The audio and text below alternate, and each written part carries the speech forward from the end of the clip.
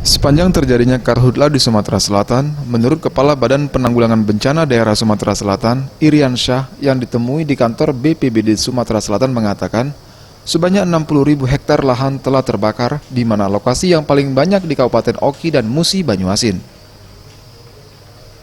Sejak Maret 2019, 140,4 hektar lahan terbakar sebagai dampak dari karhutla. Kebakaran hutan yang paling parah terjadi di Kabupaten Ogan Ilir dengan lahan yang terbakar mencapai 72,15 hektar.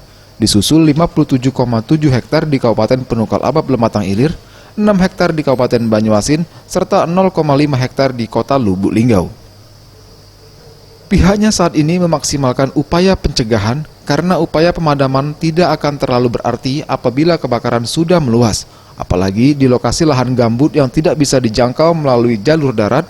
Untuk membantu upaya pemadaman di Sumatera Selatan, BNPB mengirimkan bantuan berupa 4 helikopter untuk upaya pemadaman bom air. Jadi yang di daerah Musi Banyuasin, di daerah Medak Bayu Kincir, kemudian ada yang di Oki, yaitu di Pedamaran. Oke. Pak, untuk luas lahan sendiri yang terbakar, Pak, gimana, Pak? Terus masih dalam proses ini ya. Masih, Berapa, Pak? Ada berapa, Pak? Ada berapa? data terakhir, Pak. Data terakhir itu masih di 60 ribuan itu daerah. Ya. Itu ada yang dari Dinas Kehutanan sudah, tapi masih tetap kita koordinasikan. Tim Liputan Sriwijaya TV.